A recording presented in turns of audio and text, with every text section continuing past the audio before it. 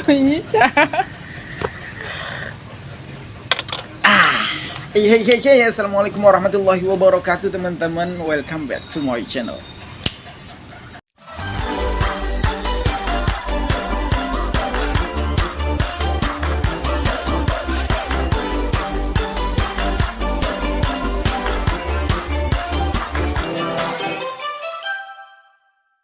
Teman-teman, bagaimana kabarnya? Mudah-mudahan kabar teman-teman semuanya senantiasa disehatikan oleh Allah Subhanahu wa taala, lancar segala urusannya dan berkah segala rezekinya. Kali ini gue sudah ditemani oleh kawan gue. Salah satu my inspiration dalam pertemanan, Kak Naziatus Sofa. Assalamualaikum Kak, sehat? Ya, waalaikumsalam. Dilihat ke kamera dong, kok malu. Dia memang orangnya pemalu teman-teman. Nah tadi gue udah ngasih polling pertanyaan di Instagram karena gue hari ini pengen ngopi-ngopi dengan Kak Zia, dengan Kak Heri juga sebagai kameramen. Karena itu gue menyadari ya belakangan ini hidup gue apa sih? Aku bilang apa? Kurang produktif lah belakangan ini ya. Maksudnya kayaknya gimana gitu, nggak buat konten gitu. Makanya tadi ngajakin Kajia ngonten bareng biar supaya kayaknya ada yang harus dibagi sama teman-teman semuanya gitu. Oh iya, Kajia ini salah satu apa bisa disebut apa ya? Apa? Salah satu ini ya masyarakat Indonesia. Ya betul. Oke. Hafiz Quran juga, terus guru juga. Ya, waktu itu mondok di mana Kak Jia? Di Jawa Tengah, Kudus, tepatnya di Kudus. Di Kudus. Berapa tahun? Ada setahun? Enggak. 3 tahun. Oh kali ada setahun enggak? 3 tahun lebih banyak. 3 tahun di Kudus, terus ngelanjutin di Bogor kan, di Bogor untuk program mutkinnya selama 6 bulan. Oh berarti di Kudus dulu baru di Bogor? Iya.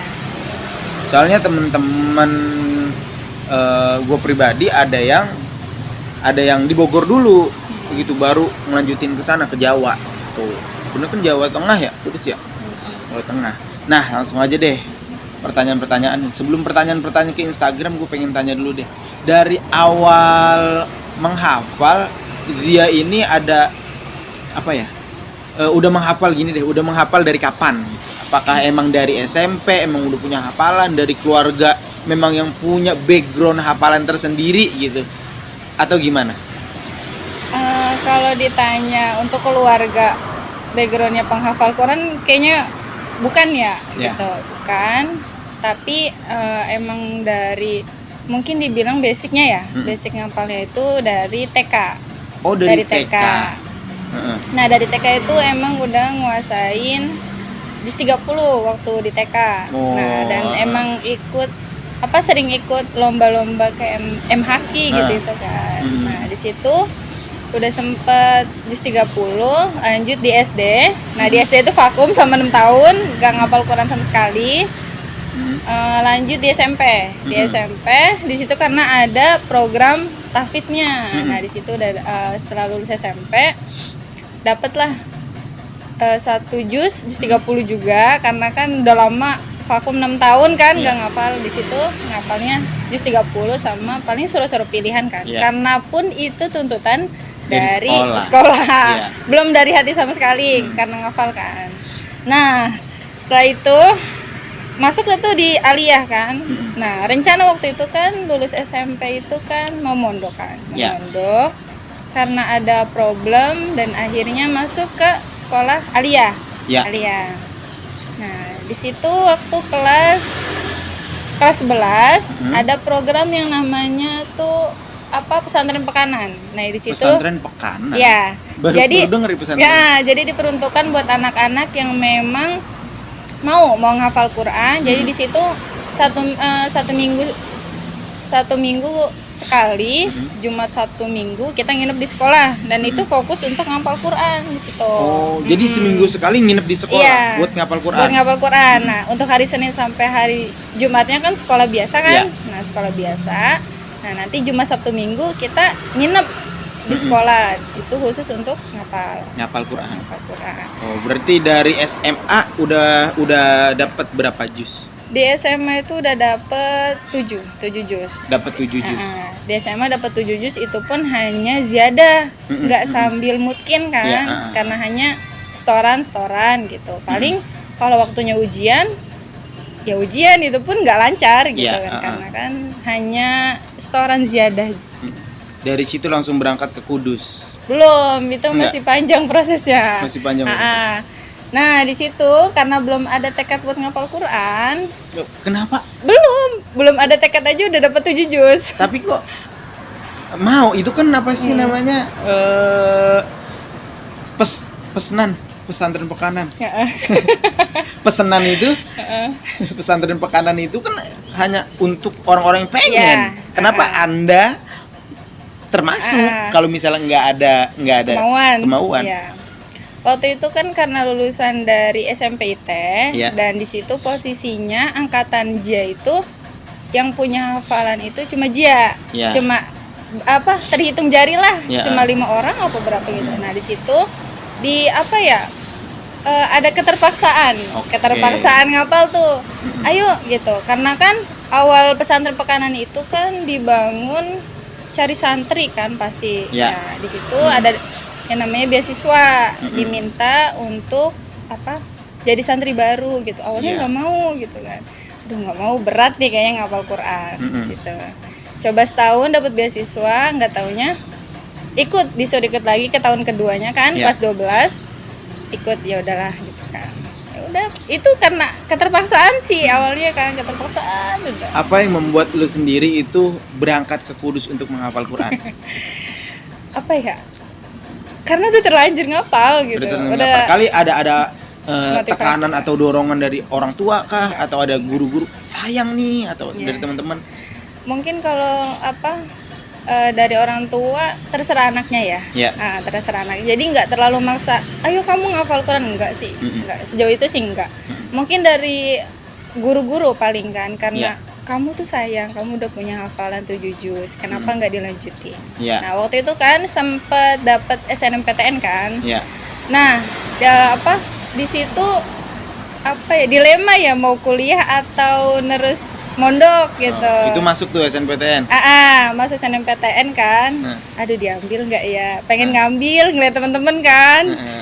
Akhirnya mikir lama tuh, sebulan 2 bulan kan.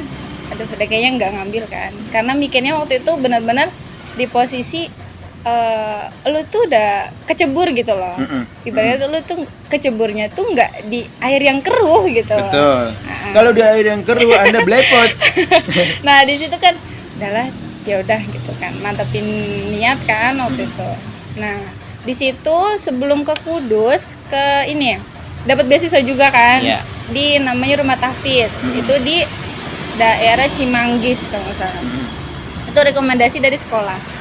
Nah dari situ cuma 2 minggu atau 3 minggu, akhirnya nggak cocok lah gitu, nggak cocok, keluar, akhirnya memutuskan buat nggak nerusin beasiswanya.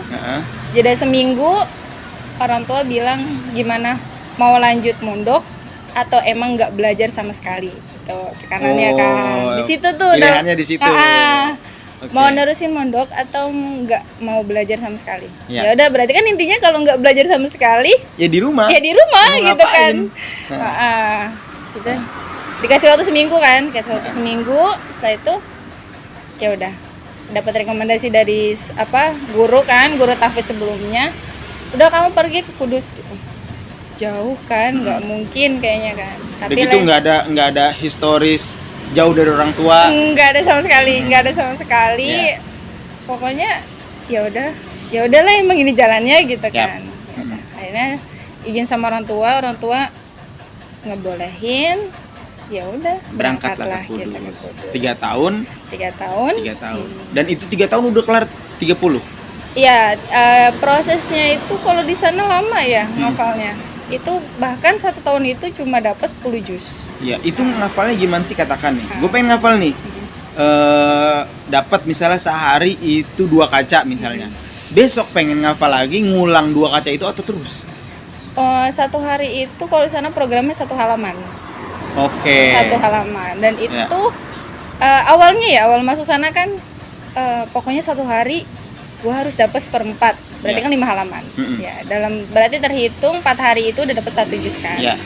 Ternyata di sana tuh setiap hari itu hanya boleh 1 halaman setoran ziyadah.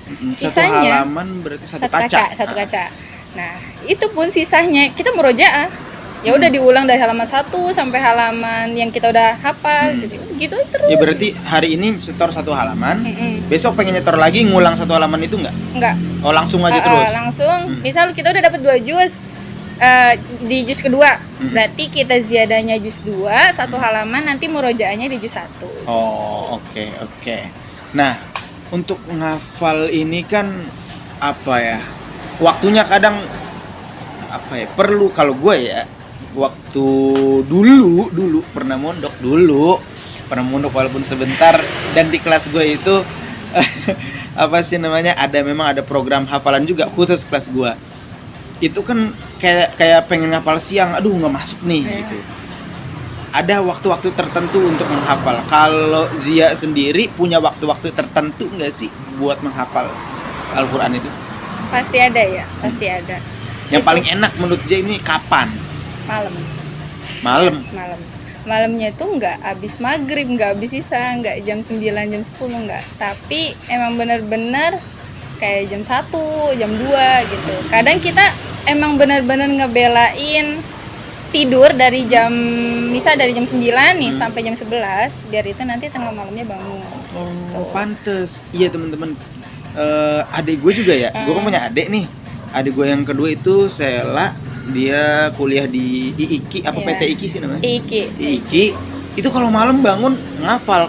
Kata gua, ngapain malam-malam? Karena kan abis maghrib bisa, abis subuh bisa gitu kan, waktu masih fresh gitu, abis subuh atau sebelum subuh. Ini malam gitu. Dan memang ternyata teman-teman setiap orang punya waktu tersendiri mungkin ya untuk menghafal. Dah, kita masuk ke pertanyaan di Instagram. Ini banyak banget ini. Di Instagram kita pilih beberapa deh nih. Mana nih? Mana ya? Dari @amilul khoir. Bang, kalau lagi datang bosen atau males, cara ngatasinnya gimana, Bang? Anda bertanya bukan buat saya. Ya, buat dia nih. Buat bintang tamu. Saya itu ngasih opsi pertanyaan buat bintang tamu, bukan buat saya. Tapi mungkin buat bintang tamu. Kalau lagi datang bosen, males, ngapain? Apa yang dilakuin Zia kalau lagi bosen? Apa ya? Kalau Zia tuh prinsipnya seperti ini. Lu boleh jadi koma, tapi nggak boleh sama sekali kalau lu jadi titik. Ya, Oke, berarti lu boleh males, tapi waktunya lu bangkit ya lu harus bangkit gitu kan. Kadang yang bikin males itu karena kita jenuh kan, apa ya, udah ngafal nih nggak dapet, kadang nggak lancar, itu yang bikin kita males, jenuh gitu kan. Tapi lagi-lagi kalau kita inget kapan hatam nih kalau kita males kayak gini gitu kan, ya udah di situ bangkit gitu kan. Ingat itu aja gitu. Kalau Zia ya ingat itu, karena kalau emang bener-bener males ya udah tutup aja Qurannya, ntar setengah jam baru buka lagi. Tapi kalau males terus-terusan bagaimana? Ya jangan diterusin malesnya. Oke, jadi itu ya. Lu boleh jadi titik, balik. Lu boleh jadi koma, tapi jangan jadi titik. Di mana ada titik itu berarti kita Harus berhenti, gitu kan ya? Berarti kita berhenti. Good. Tapi gue tambahin, kalau jadi titik nggak apa-apa sih, kan ada paragraf baru. Tapi kan susah buat mulai paragraf baru. Iya sih. Oke. Lanjut dari @bilbile. Cara melawan rasa malas untuk murojaah yang paling ampuh. Ya. Udah dapet hafalan, ngafal doang nih semangat, tapi pas murojaah susah. Malas.